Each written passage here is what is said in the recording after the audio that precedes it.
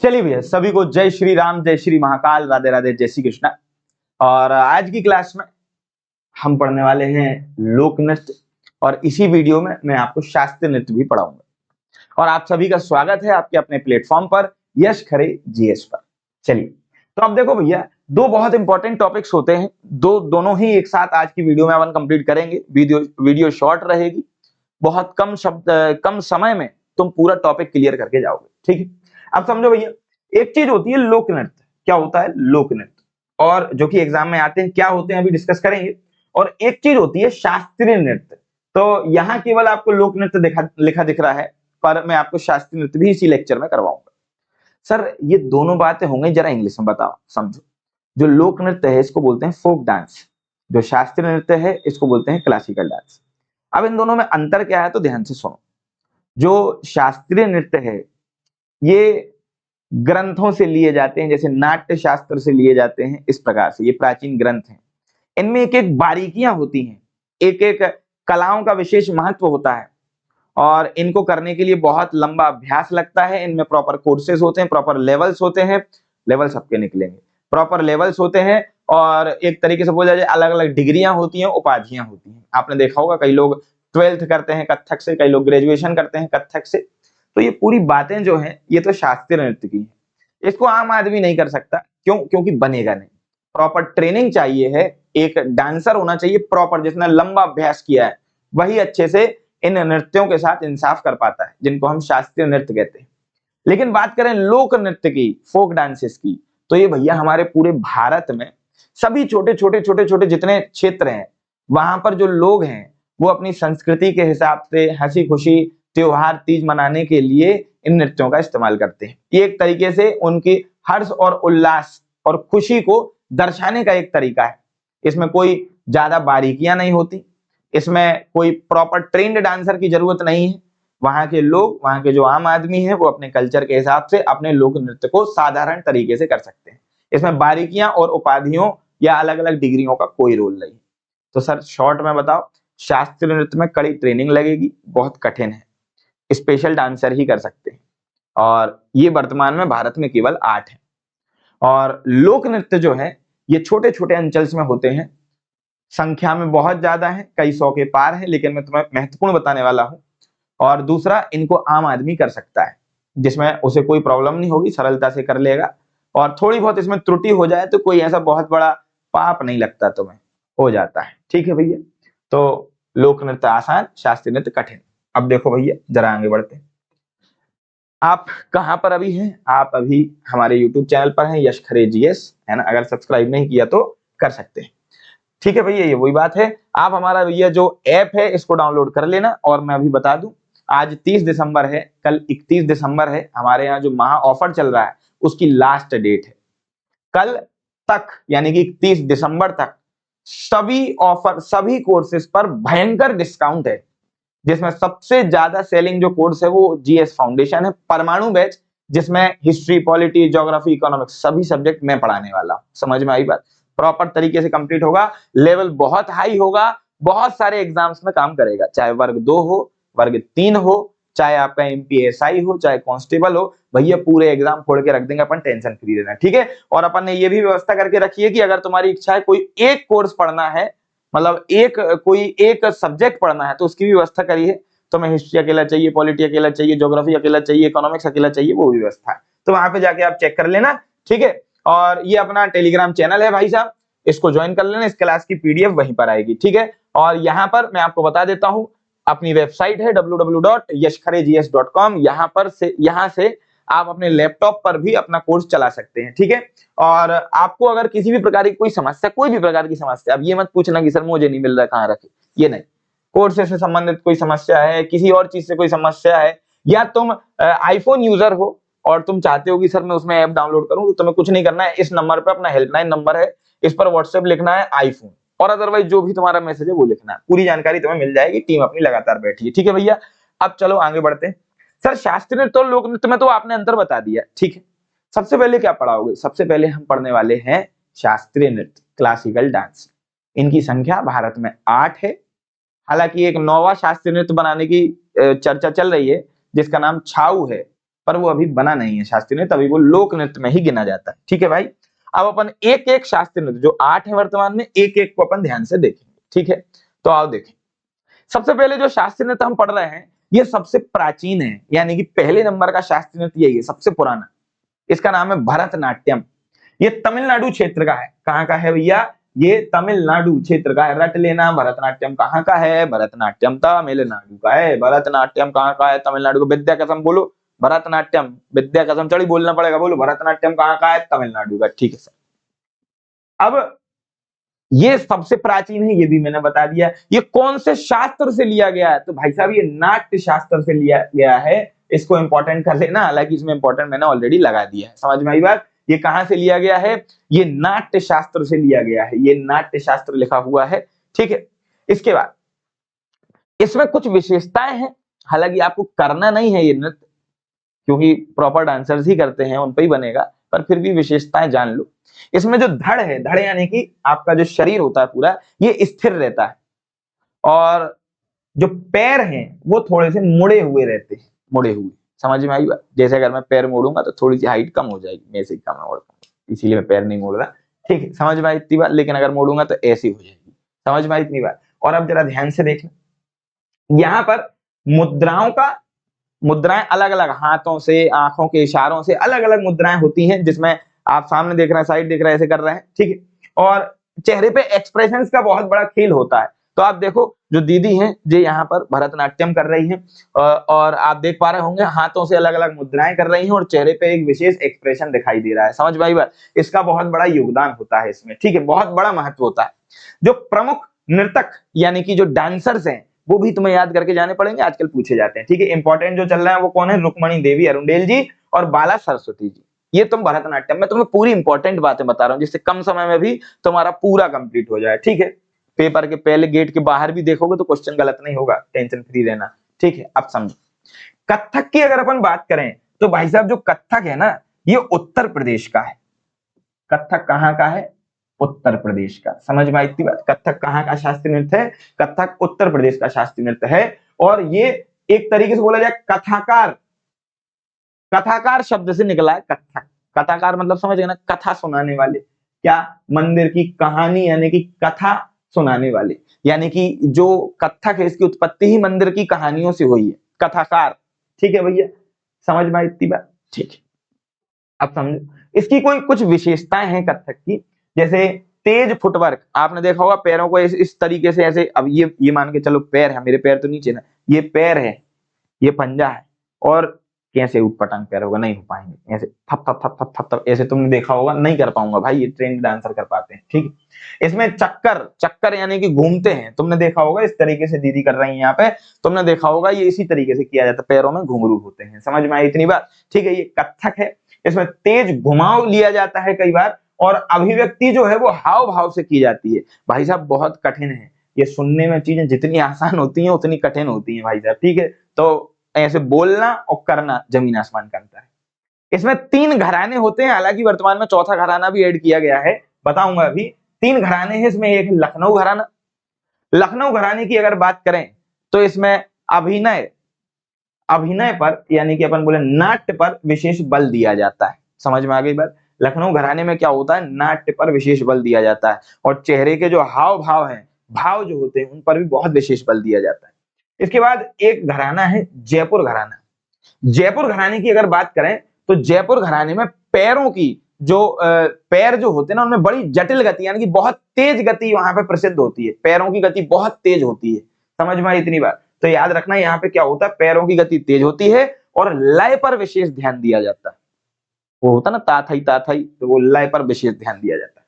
इसके बाद बनारस। बनारस घराना जो है भाई साहब, बनारस घराना की अगर बात करें तो ये अपने आप में बहुत प्रसिद्ध है, अनूठी कला है यहाँ पर, जिसमें ये एक चीज के लिए प्रसिद्ध है कि इसमें एक बार सीधे चक्कर लेते हैं, फिर एक बार उल्टे चक्कर लेते हैं, और ये अपने आप में बहुत कठिन होता है कि पहले तुम बहुत स्पीड में ऐसे घूम जाओ फिर ऐसे घूम जाओ, बहुत कठिन होता है, ये इसकी विशेषता है। समझ में आई इतनी बात भैया? सर पीडीएफ में गुदागादी मत करो, हाँ पीडीएफ साफ सुथरी रखते हैं अपन। ठीक है भैया, अब देखो तो मैं कुछ बातें बताता हूं। देखो, अब एक और घराना जो है वो अभी ऐड हुआ, नया घराना है जो इसमें माना जाने लगा है, जिसका नाम है रायगढ़। क्या नाम है, रायगढ़। तो ये भी तुम याद कर लेना, रायगढ़ घराना भी आजकल ऐड होने लगा है। इतनी बात क्लियर। तो इसको मिला दोगे तो 4 हो जाएंगे। वैसे प्रमुख पुराने जो है वो 3 है, पर वर्तमान में चौथा भी ऐड होने लगा है। ठीक है, इसके जो प्रसिद्ध जो नर्तक हैं कथक के, वो कौन है भाई साहब, वो है बिरजू महाराज। आपने नाम सुना होगा बिरजू महाराज, पंडित बिरजू महाराज। आप मुझे कमेंट करके बताएंगे कि पंडित बिरजू महाराज किस घराने से संबंधित है। ठीक है, सितारा देवी भी आपको याद करना पड़ेगा। चलो भैया अब आगे बढ़ते हैं अपन। ये तो कथक की डिटेल हो गई। अब जरा आगे बढ़ते हैं। इसके बाद है भैया कथकली। कथक और कथकली में जमीन आसमान का अंतर है। जो कथकली है उसमें इस तरीके से वेशभूषा होती है। चेहरे पे देखो ग्रीनिश कलर दिख रहा है और बहुत ज्यादा बोल्ड एक्सप्रेशन दिख रहा है। बहुत, ये जो मुकुट होता है बहुत भारी होता है, बहुत बड़ा होता है, बिल्कुल भी सरल नहीं है ये चीज, समझ में आई बात। और ये इसका नृत्य नाट्य का रूप होता है। नृत्य नाट्य का रूप मतलब ये नाटक और नृत्य का मिश्रण है, समझ में आई बात। इसमें भैया अधिकतर जो विषय होते हैं, जो वो चीजें चलती हैं, जो नाट्य और नृत्य का मिश्रण चलता है, उसमें महाभारत और रामायण के कुछ दृश्यों को दर्शाया जाता है, समझ में आई भैया। और इसमें भयंकर मेकअप होता है, विस्तृत वेशभूषा होती है, समझ में आई इतनी बात। और तुम देख पा रहे होगे कितनी बहुत भारी वेशभूषा होती है। ये करना बिल्कुल बहुत कठिन है। चेहरे पे एक्सप्रेशन बहुत केवल आंखों से दिखाना, देखो पूरा चेहरा बिल्कुल स्टेबल रहेगा, आंखों से केवल पूरी विशेषताएं दिखानी पड़ती है, समझ में आई इतनी बात। तो ये लीलाएं होती हैं महाभारत की और रामायण की, जिसको दर्शाया जाता है किस नृत्य से, कथकली। कहाँ का है कथकली, केरल का। क्लियर है भैया। इसके कुछ प्रसिद्ध नर्तक हैं जैसे कलामंडलम गोपी और रमन कुट्टी नायर।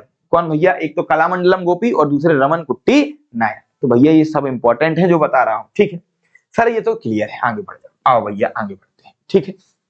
अब देखो, एक है कुचिपुड़ी, कुचिपुड़ी कुची कुची कुचिपुड़ी, ठीक है। ये क्या है भैया, आंध्र प्रदेश में। कुछ लोग इसको याद करते हैं कि अंधेरे में कच्ची पुड़ी खाई, तुम भी याद कर लो ऐसे ही, क्या दिक्कत है, ठीक है। और कुचिपुड़ी देखो भैया दीदी कर रही है इस तरीके से कुचिपुड़ी होती है, समझ में आ गई इतनी बात। यहाँ पर ये बर्तन रखा होता है और इस पर इस तरीके से नृत्य किया जाता है। वास्तविकता में बहुत कठिन होता है ये, समझ में आई। मतलब देखो जितने शास्त्रीय नृत्य है ना वो सब कठिन है। ये मत सोचना सर तुम तो हर चीज में कठिन कह रहे, अब तो सरल है ही नहीं तो कहां से बोले, ठीक है। आप समझो, इसकी अगर बात करें तो ये कोचेलापुरम नाम का गांव है आंध्र प्रदेश में, वहां से इसकी उत्पत्ति बताई जाती है। एग्जाम में क्वेश्चन बन सकता है, ठीक है। हालांकि मैंने इंपॉर्टेंट के लिए अंडरलाइन पहले से टिक करके रखा है, ठीक है। विशेषताओं की अगर बात करें तो ये नृत्य नाटक, और इसमें देखो नृत्य और नाटक का मिश्रण है, जैसे इसके पहले देखा था, है ना, कथकली में। ये भी नृत्य और नाटक का मिश्रण है। मैक्सिमम ये भगवान से संबंधित ही होते हैं। और इसमें सुंदर गतियां होती हैं। सुंदर गतियां मतलब समझ रहे हैं, इसमें एक तरीके से बोला जाए तो बहुत सुंदर सुंदर अपन बोल सकते हैं स्टांसेस क्रिएट किए जाते हैं। स्टांसेस को क्या बोलते हैं हिंदी में मुझे शब्द नहीं आ रहा है, या अपन बोले अपने शरीर से ही बहुत सुंदर सुंदर आकृतियां बनाई जाती हैं। अलग अलग स्टांस में खड़े होते हैं इसमें, ठीक है। और अलग अलग सुंदर तरीके से चीजें चलती हैं, ठीक है। जैसे तुम देख रहे होगे दीदी कर रही है यहाँ पे, ठीक है। अब देखो भैया प्रसिद्ध नर्तक की बात करें तो यहाँ पे एक तो है यामिनी कृष्णामूर्ति, और दूसरे एक तो राजा रेड्डी और दूसरी राधा रेड्डी। ये 3 नाम तुम्हें अच्छी तरीके से याद रखना है, ठीक है। रट्टा मान लेना जे, और पीडीएफ आएगी, लिखने फिखने में फालतू मत टेंशन लेना, पीडीएफ आएगी, बढ़िया पीडीएफ से तुम्हारा काम हो जाएगा, ठीक है। अब देखो टेलीग्राम से पीडीएफ डाउनलोड कर लेना। अब देखो 5वां जो है ये उड़ीसा में है, इसको उड़ीसी कहते हैं। ये मंदिर की मूर्ति कला की मुद्राओं पर आधारित होता है। मतलब जैसे मंदिर में मूर्तियां रहती ना, वैसे ही इसमें स्टांसेस क्रिएट करने पड़ते हैं अपने शरीर से, कुछ इस तरीके से, समझ में आई बात। और ऐसे स्टांसेस, एक पैर पे तुम खड़े होकर बता दो, पागल हो जाओगे, समझ में आई इतनी बात। अब देखो ये कितने खतरनाक तरीके से खड़े होते हैं एक पैर पे, ठीक है। और इसकी एक बहुत बड़ी विशेषता जो एग्जाम में आएगी, तुम देखना, त्रिभंग मुद्रा पूछा जाएगा। त्रिभंग, ये त्रिभंग मुद्रा है जो दिख रही है, त्रिभंग मुद्रा किस नृत्य से संबंधित है, तब तुम्हें आंसर देना उड़ीसी। शरीर के ऊपरी हिस्से का तरल मूवमेंट किया जाता है, समझ में आई बात। मतलब ऊपर जो है ना वो धीरे धीरे धीरे धीरे ऐसा जैसे लिक्विड बन गया हो शरीर ऊपर का, ठीक है। इस तरीके से मूवमेंट किया जाता है। मतलब बहुत सॉफ्ट मूवमेंट होते हैं, एकदम स्लो मोशन टाइप मूवमेंट, ठीक है। और बहुत सुंदर होते हैं, पता ही। प्रसिद्ध नर्तक कौन है, केलूचरण महापात्र। भैया चमड़े की जबान है, फिसल जाती है ना। केलूचरण महापात्र और संयुक्ता पाणिग्रही। अब समझो मणिपुरी, भैया नाम से ही पता चल गया सर ये तो मणिपुर का है, बहुत बढ़िया, ठीक है। इसमें देखो ये बहुत कोमल और सुंदर गतियां बनाई जाती हैं अपने शरीर से। ये देखो तुम्हें मणिपुरी दिख रहा होगा, इसमें वेशभूषा एकदम अलग होती है, समझ में इतनी बात। और यहाँ पर अगर बात करें तो अधिकतर वैष्णववाद देखने को मिलता है। वैष्णववाद का मतलब समझ गए, वैष्णववाद का मतलब विष्णु भगवान की लीलाओं से संबंधित होती है ये नृत्य, क्लियर इतनी बात। और इसमें एक प्रसिद्ध है रास लीला, कौन सी चीज है? रासलीला। इतनी बात क्लियर है। ये कृष्ण जी से संबंधित अधिकतर होते हैं। कौन से? मणिपुरी। इसके प्रसिद्ध नर्तक जो हैं ये कौन है? झावेरी बहनें हैं और गुरु विपिनी से हैं, विपिन से हैं। कौन है? गुरु विपिन से। समझ में आ गई इतनी बात? देखो सब कुछ इंपॉर्टेंट बता रहा हूं, तुम टेंशन फ्री रहना, ठीक है भाई? बड़े आएंगे, उम्मीद है तुम्हें समझ में आ रहा है, ठीक है? अब देखो भैया, मोहिनी अट्टम। मोहिनी अट्टम कहाँ का है? केरल का। अच्छा, केरल का एक और कौन सा था? याद करो अपने दिमाग में। तीन गिन रहा हूं, अपने दिमाग में आंसर आना चाहिए। केरल का एक और कौन सा था? 1 2 3, कौन सा था बताओ? सर कथकली। बहुत बढ़िया। कथकली और मोहिनी अट्टम जो है वो केरल के हैं और ये एक स्त्री नृत्य शैली है, यानी कि जो अपना मोहिनी अट्टम है इसको केवल स्त्रियां करती हैं, तुम कहने लगो से हमें करना है, ऐसा थोड़ी होगा, ठीक है? अब समझो इसकी विशेषताएं क्या है। वो एक कोमल लहराव, लास्य। लास्य मतलब समझ गए, चेहरे पे बहुत ज्यादा आनंद दिखाया जाता है, बहुत ज्यादा आनंद सुंदरता के साथ दिखाया जाता है। एग्जैक्ट इस तरीके से ही किया जाता है। समझ में आई भैया? और इसके प्रसिद्ध नर्तक जो है वो है भारती शिवाजी और कनक रेले। कौन? भारती शिवाजी और कनक रेले। इतनी बात उम्मीद है तुम्हें क्लियर हो गई होगी। आओ 8वें शास्त्रीय नृत्य पर चलें, जो कि सबसे नवीनतम शास्त्रीय नृत्य बताया जाता है कि ये सबसे नया है। इसका नाम है सत्रिया। कहाँ का है? असम का। और एक क्वेश्चन यहां से आता है कि इसको श्रीमंत शंकर देव जी ने इसको निर्मित किया था। किसने बनाया था इस नृत्य को? इस नृत्य को बनाया था श्रीमंत शंकर देव जी। कौन? श्रीमंत शंकर देव जी। रट्टा मार लेना इस चीज का। और ये सत्रों में प्रदर्शित होता है भैया। सत्रों, सत्रों मतलब समझ गए? आओ बताओ। यहाँ पे जो मठ होते ना, जैसे हमारे यहाँ मठ होते ना पंडित जी लोगों के, वैसे ही यहाँ पर मठ को सत्र कहा जाता है। मठ को क्या बोला जाता है? सत्र कहा जाता है। समझ में आई बात? तो मठ, वहां पे जो मठ है, उन मठों में होने वाले जो नृत्य नाटिकाएं हैं उनको बोलते हैं अपन सत्रिया, असम में। समझ में आई इतनी बात? और ये भगवान से संबंधित होते हैं, अधिकतर विष्णु जी से संबंधित होते हैं। इसको अच्छी तरीके से याद रखना। इसके जो प्रसिद्ध नर्तक हैं वो कौन है? इंदिरा, पीवी बोरा और जतिन गोस्वामी। समझ में आई बात? तो ये आप अच्छी तरीके से याद कर लेना। ये हमारे 8 शास्त्रीय नृत्य हैं, सबकी थोड़ी थोड़ी विशेषताएं हैं जितनी आपको जानने की जरूरत है। समझ में आई इतनी बात? आओ अब जरा लोक नृत्य की बात करते हैं। सर लोक नृत्य तो कई सौ हैं, मैं तुम्हें उन कई सारों में से, कई सौ की तादाद में से कुछ गिने चुने बताऊंगा, बहुत इंपॉर्टेंट, ठीक है भाई? आओ पढ़ते हैं। वैसे ये एक समरी है कि कहाँ का कौन सा है, तो ये तुम्हारे काम की चीज है भैया, ठीक है? अब चलते हैं लोक नृत्य पे। भारत के महत्वपूर्ण लोक नृत्य, एक दृश्य संकलन, ठीक है भाई साहब? देखें, आओ देखते हैं लोक नृत्य, ठीक? चलो देखो भैया, सबसे पहले भांगड़ा कहाँ का है भाई साहब? ये तो पंजाब का। सर हमने खूब किया है, ठीक है? ये फसल नृत्य है। जब फसलें आती थी ना, फसल नृत्य मतलब आप तो अपन कभी भी कर लेते हैं, लेकिन फसलें आने पर जब किसान खुशी से झूम उठते थे वहां पे, तो वो जो नृत्य करते थे उसको फसल नृत्य कहा जाता है। बैसाखी के दौरान दौरान किया जाता है, ठीक है? प्रसिद्ध कलाकार बिरसा पंजाब टीम और गुरुदास मान, इनके गाने सुनना भैया। गुरुदास मान जो है इन्होंने बहुत लोकप्रिय बनाया है भांगड़ा को। गिद्दा की अगर बात करें तो इसमें तालियां बजाई जाती हैं, महिलाओं के द्वारा आमतौर पर किया जाता है। और इसमें कई बार एक इस प्रकार का इंस्ट्रूमेंट भी इस्तेमाल होता है, जितने मेरे ऑफलाइन के स्टूडेंट्स हैं उनको पता होगा। मैं क्लास में ही बना के दिखाता हूँ, करके नहीं दिखाता हूँ भाई, बना के दिखाता हूँ, ठीक है? ये इस तरीके का इंस्ट्रूमेंट होता है, ये बंद चालू किया जाता है कई बार, ठीक है? और महिलाएं ताली बजा के करती हैं, ठीक है? गिद्दा पंजाब की महिला लोक नृत्य है। ये लयबद्ध तालियां और बोली गायन होता है। इसमें वो बोलती भी है, मतलब एक तरीके से लयबद्ध बातें टाइप की करती हैं, लेकिन वो बातें सुरीली लगती हैं और उसमें तालियां बजाती हैं, ठीक है भैया? तो उम्मीद है तुम्हें ये समझ में आ गया होगा, तो करो गिद्दा। अब देखो इसके बाद है गरबा। अब अगर बात करें गरबा की, तो ये गरबा और डांडिया की बात करें तो गुजरात के यहाँ आपको पता है, ठीक है? और गरबा और डांडिया दोनों ही माता की पूजा का विषय है। समझ में आ गई इतनी बात? अब समझो, जो गरबा है इसमें बीच में एक मटका रखा जाता है जिसको गरबो कहते हैं। क्या कहते हैं? गरबो कहते हैं, ठीक है? बीच में एक मटका रखा जाता है जिसको क्या बोलते हैं मेरे भाई? जिसको बोलते हैं गरबो। गरबो गरबो गरबो, देखो जी रखा गरबो। और इसके चारों तरफ इस तरीके से नृत्य किया जाता है। इसको क्या बोला जाता है भैया? इसको गरबा बोला जाता है, ठीक है? दयाबेन तुम्हें पता होगा, दयाबेन गरबा ही तो करती थी। गोलाकार में घूमते हैं इस तरीके से, तुम लोग ने किया भी होगा। कमेंट करके बताना कितने लोग पे गरबा आता है, ठीक है? इसके ज्ञात कलाकार जो हैं, ज्यादा इंपॉर्टेंट तो नहीं है पर फिर भी फाल्गुनी पाठक आपको पता होगा, बहुत ज्यादा फेमस है वो, है ना? अभी भी वर्तमान में सेलिब्रिटी के रूप में काम कर, सेलिब्रिटी है एक तरीके से, ठीक है? इसके बाद डांडिया रास की बात करें या डांडिया की बात करें तो एक तरीके से देखा जाए, देखो तुम्हें पता नहीं होगी अभी ये बात, ये दुर्गा जी और महिषासुर के बीच के युद्ध का प्रतीक है। कौन सा? डांडिया। समझ में आ गया इतनी बात? और ये कहाँ का है भाई साहब? गुजरात का है। इसमें इस तरीके से 2 स्टिक्स का इस्तेमाल होता है, आपको पता होगा। समझ में आई इतनी बात? आओ जरा आगे बढ़ते हैं। ठीक है, देखो इसके बाद लावणी नृत्य की बात करें, इसको लावनी कहा जाता है, महाराष्ट्र का है और ढोलकी की थाप पर किया जाता है। ढोलक बजती है बहुत गजब तरीके से और उस पर इस तरीके से जो लोक नृत्य है किया जाता है महाराष्ट्र में। और एक तरीके से सामाजिक और रोमांटिक विषय होते हैं इसमें। समझ में आ गई इतनी बात? और अगर बात करें तो प्रसिद्ध नृत्यांगनाएं जो इसमें है वो एक तो शांतिबाई पवार है और सुरेखा पुणेकर है। उम्मीद है इतनी बात समझ में आ गई। याद कर लेना जी पूरी चीजें, तो मैं इतनी छोटी वीडियो में इसीलिए पूरी चीज कवर करके दे रहा हूं जिससे एग्जाम के पहले पूरा रिवीजन हो जाए तुम्हारा। ठीक है, इसके बाद एक तमाशा नृत्य है महाराष्ट्र में। इसका इस्तेमाल कई बार सामाजिक मुद्दों को उठाने के लिए भी किया जाता है।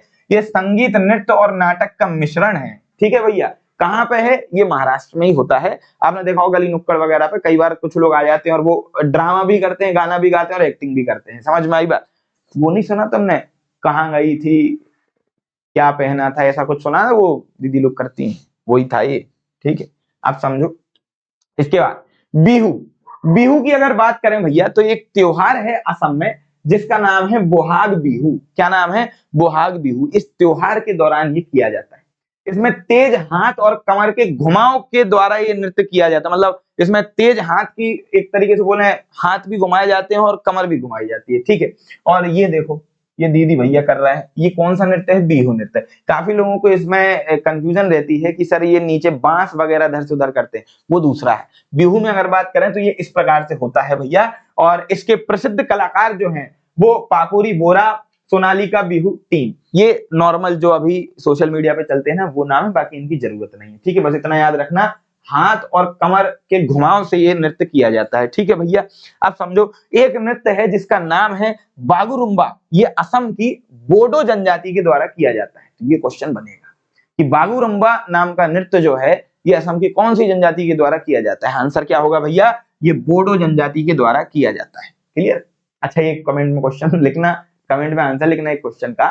जो बोडो एक भाषा है ये 8वीं अनुसूची में कौन से संविधान संशोधन के द्वारा जोड़ी गई है? ठीक है, इसको कमेंट में बताना। अपन ने पॉलिटी भी जोड़ दी, खैर अब तो अपन सब पढ़ा रहे हैं। ठीक, और इसमें होता क्या है, जो महिलाएं हैं वो इस प्रकार से अपने परिवेश से तितलियां बनने का रूपांतरण करती हैं। रूप ऐसे इस तरीके से नाट्य और नृत्य का मिक्सचर होता है जिसमें वो तितलियों के जैसे नृत्य करती हैं। समझ में आई बात? तो इस तरीके से वेशभूषा बना लेती हैं। ये कौन सा नृत्य है? बागुरुम्बा है। कहाँ का?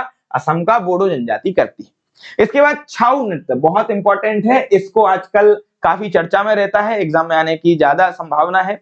इसको नौवा शास्त्रीय नृत्य बनाने की चर्चा चल रही है। ठीक है भैया, अभी बनाना ही है। पर इसमें मुखौटे का उपयोग किया जाता है। काय का उपयोग किया जाता है? मुखौटे का उपयोग किया जाता है। और ये एक तरीके से मार्शल नृत्य है। कैसे मार्शल नृत्य है? ये पुरुलिया शैली पश्चिम बंगाल से संबंधित हो जाती है। समझना इसको, झारखंड, उड़ीसा, पश्चिम बंगाल में होता है। पुरुलिया एकमात्र ऐसा जिला है पश्चिम बंगाल का जो पठार पे आता है।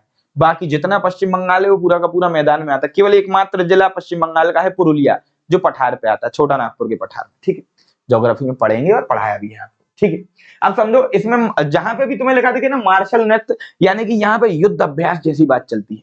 यहाँ पे देवी माँ का रूप लिया जाता है मुखौटा पहन के, और एक तरीके से अलग अलग जो अपन बोले द्वंद्व हैं, युद्ध टाइप की चीजें हैं जिसमें माँ किसी राक्षस को मार रही है, उस तरीके से होता है ये। ठीक है, जहां पे मार्शल आर्ट्स का इस्तेमाल हो उसको मार्शल नृत्य कहा जाता है। ठीक है, मार्शल आर्ट मतलब समझ गए ना, युद्ध कलाएं। अब समझो रामायण और महाभारत से लिए गए विषय का इसमें इस्तेमाल होता है। मैंने बताया देवी माँ का स्वरूप बनाया जाता है। प्रमुख कलाकार, प्रसिद्ध कलाकार जो हैं वो गंभीर सिंह मुरा है। समझ में आई इतनी बात? ये कौन सा नृत्य है? छाऊ नृत्य। याद रखना अच्छी तरीके से, झारखंड, उड़ीसा, पश्चिम बंगाल के अंचल में किया जाता है। ठीक है, चलो, और ये किस शैली से संबंधित है? पुरुलिया शैली से संबंधित है। इसको अच्छी तरीके से याद करना। अब समझो एक है कर्मा नृत्य। ये मध्य प्रदेश का है, और वैसे तो मध्य प्रदेश में राई भी होती है ना। अब कुछ जगह राई नाट्य के रूप में ली जाती है, कुछ जगह नृत्य के रूप में ली जाती है। बाकी ये कर्मा नृत्य है जो कि गोंड और बैगा जनजाति के द्वारा किया जाता है, शेड्यूल ट्राइब के द्वारा, गोंड और बैगा के द्वारा। कर्मा त्योहार के दौरान इसको किया जाता है कुछ इस तरीके से। समझ में आए भैया? ये कौन सा नृत्य है? कर्मा नृत्य है। कहाँ का है? मध्य प्रदेश का है। इतनी बात क्लियर? रट्टा मानना भाई साहब, ये बहुत ज्यादा इंपॉर्टेंट है। ये जो बता रहा हूँ पूरे इतने सारे उसमें से छान के लाया हूँ पूरे। ठीक है, अब देखो ये मटकी नृत्य है। ये मध्य प्रदेश के मालवा अंचल में काफी प्रसिद्ध है। जो मटकी नृत्य है ना, ये मध्य प्रदेश के मालवा अंचल में काफी प्रसिद्ध है, इसको अच्छी तरीके से याद रखना। और महिलाओं के द्वारा बर्तनों का संतुलन बनाते हुए किया जाता है। इसमें देखो जो ऊपर मटकियां हैं इनका संतुलन बनाया जाता है। भाई साहब कोई तुमसे एक छोटी सी मटकी भी रखने बोल दे ना, पागल हो जाओगे, बार बार 10 बार गिर जाएगी, ऐसे 50 मटके फोड़ दोगे। लेकिन कितनी भयंकर कला रहती केलाई इनमें कि ये नृत्य भी कर रही हैं और ऊपर मटकी भी रखे हुए हैं और वो भी बैलेंस बनाते हुए, तो बहुत बड़ी बात है अपने आप में, ठीक है। इसके बाद एक नृत्य आता है पंथी नृत्य, जो कि छत्तीसगढ़ में है भाई साहब। इसमें अगर बात करें तो सतनामी समुदाय के द्वारा ये किया जाता है, ठीक है। भक्ति नृत्य है, इसको याद रखना।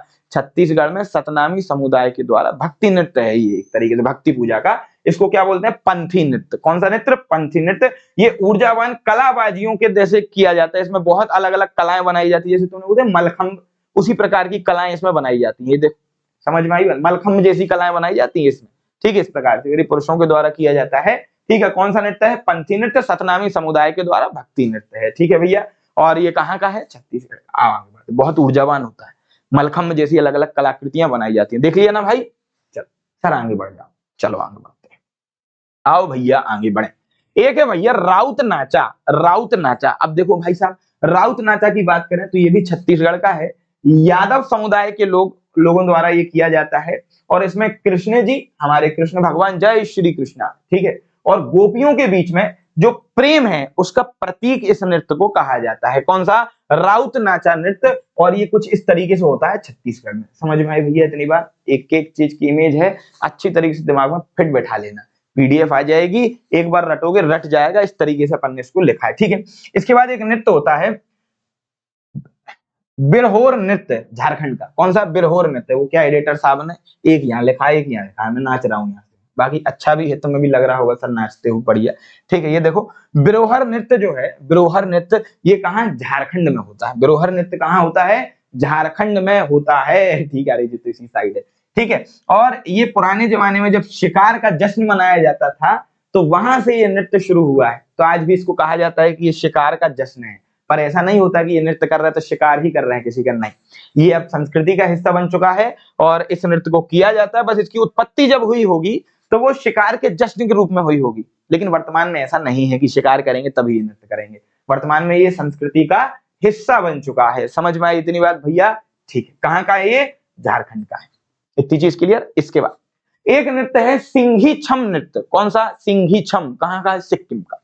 बोलो कौन सा नृत्य? सिंघी छम। सिंघी छम, छम छम छम छम, सिंघी छम कहाँ का है? सिक्किम का। और याद रखना इसमें जो एक तरीके से स्नो लाइन बना जाता है, पूरा मुखौटा पहना जाता है पूरे शरीर पे, और पूरे शरीर को एक बर्फ में रहने वाले शेर के जैसे बना दिया जाता है इस तरीके से। इसको हिमसिंह कहते हैं। स्नो लाइन, जैसे स्नो लेपर्ड होता है हिम तेंदुआ, वैसे स्नो लाइन हिमसिंह, समझे। और उसका रूप धारण करके मुखौटा पहन के पूरे शरीर के ऊपर, और फिर इस नृत्य को किया जाता है। आपने देखा होगा इसी प्रकार का एक नृत्य चाइना में भी होता है जहां वो ड्रैगन बनते हैं, लेकिन यहाँ पे सिंह बनते हैं अपने सिक्किम में। समझ में आई भैया इतनी बात? ठीक है। इसके बाद चेराव। इस नृत्य को बहुत लोग बिहू से कंफ्यूज हो जाते हैं, कंफ्यूज मत होना। ये कौन सा नृत्य है? चेराव है। ये मिजोरम का प्रमुख नृत्य है, अच्छी तरीके से याद रखना, ठीक है। और इसको बांस नृत्य भी कहते हैं। ये बांस की मदद से किया जाता है इस तरीके से। ये लोग जो है ना, ये जो नीचे बैठे हैं, ये बांस इस तरीके से ऐसे ऐसे करेंगे, ये भी करेंगे ऐसे ऐसे, ये भी करेंगे ऐसे ऐसे, और जो ये यहाँ पे है ना, इनको अपने पैरों से बचना पड़ेगा। ये होता है भैया कौन सा? चेराव, मिजोरम। चेराव नृत्य जो कि मिजोरम में है, जो कि एक बांस नृत्य कहलाता है। इतनी बात क्लियर? सर ये चीज तो क्लियर है, इसमें कोई दिक्कत परेशानी नहीं होनी चाहिए। इसके बाद देखो भैया, देखो सब इंपॉर्टेंट बता रहा हूँ। इसके बाद एक नृत्य है थांगता मणिपुर, थांगता नृत्य। कौन सा नृत्य? थांगता नृत्य। ये थांगता नृत्य कहाँ का है भाई साहब? थांगता नृत्य जो है ये मणिपुर का है, अच्छी तरीके से याद रखना। थांगता नृत्य कहाँ का है? ये मणिपुर का है। और ये तलवार और ढाल से किया जाता है। कैसे किया जाता है? तलवार और ढालों के उपयोग से ये नृत्य किया जाता है। इसको अच्छी तरीके से याद रखना, ठीक है भैया। इस तरीके से ये मार्शल नृत्य है। मैंने तुम्हें अभी बताया कि मार्शल नृत्य का मतलब क्या होता है, जिसमें मार्शल आर्ट्स का युद्ध अभ्यास जैसी कोई बात हो रही हो। तो इसमें भी ये देखो पूरा युद्ध अभ्यास जैसा नृत्य होता है, ठीक है। इसमें मार्शल आर्ट्स का इस्तेमाल होता है, या अपन बोल सकते हैं उस प्रकार के युद्ध कलाओं का इस्तेमाल होता है, ठीक है। कौन सा है? थांगता। कहाँ का है? मणिपुर। याद रखना थांगता नृत्य कहाँ का है? मणिपुर, ठीक है। अरे जी इधर है, देखो राजस्थान और गुजरात में एक नृत्य होता है भावई नृत्य। कौन सा? राजस्थान और गुजरात में कौन सा नृत्य होता है मेरे भाई? भावई नृत्य, ठीक है। और नृत्य करते समय कई बर्तनों को संतुलन बनाना होता है, कई बर्तनों का संतुलन बनाना होता है सिर पर। देखो ये कुछ कुछ अपन बोले अपने मटकी नृत्य जैसा है मालवा के क्षेत्र के, ठीक है। इसमें बहुत ज्यादा ऊंचाई तक, बहुत ज्यादा मतलब बहुत सारे मटके रखे जाते हैं और नीचे भी थाली जैसा होता है। कई बार इसमें ये भावई नृत्य जो है ये इतना खतरनाक है, कई बार इसमें नीचे जहां नृत्य करते हैं ना वहां कांच के टुकड़े डले रहते हैं, उस पर नृत्य करते हैं। कई बार कुछ लोग तलवार की धारें ऐसी लगा लेते हैं, उस पर नृत्य करते हैं, तो बहुत ज्यादा खतरनाक होता है। तुम देखोगे तो रूह कांप जाएगी, इतना केस मतलब रूह कांप जाएगी, मतलब खतरनाक वैसा नहीं होता, लेकिन हाँ बहुत ज्यादा आश्चर्यजनक करने वाली चीज होती है इसमें, क्योंकि एक तो इतना ज्यादा बैलेंस कर रहे हो और जमीन पे इतनी खतरनाक चीजें है ना, या तो बर्तन होंगे या कांच के टुकड़े होंगे या तलवार की धार होगी। तो बहुत गजब का नृत्य है, ठीक है। और ये कहाँ, गुजरात और राजस्थान में होता है। कौन सा, भावई। क्लियर। और इतने जो ये नृत्य मैंने बताए हैं ये सभी बहुत ज्यादा इंपॉर्टेंट है, ठीक है। और एक बात और, कुछ होमवर्क क्वेश्चंस दे दूं क्या, कर दोगे? ऐसा तो नहीं रोना गोना चालू कर दोगे सर तुमने होमवर्क दे दिया। आओ तो देखो कुछ होमवर्क क्वेश्चन दे रहा हूं, अच्छा बोल ही देता हूं लिखना क्या है। एक तो तुम्हें कमेंट करके बताना है छपेली नृत्य कहां से संबंधित है, दूसरा बताना है राउफ नृत्य कहां से संबंधित है, तीसरा बताना है यक्षगान कहां से संबंधित है। क्लियर है भैया? इतनी बात, इतना बता देना और तुम्हारा काम हो जाएगा। और अब आप सभी से मुलाकात करेंगे नेक्स्ट वीडियो में, तब तक के लिए सभी को जय श्री राम, जय श्री महाकाल, राधे राधे, जय श्री कृष्णा, धन्यवाद।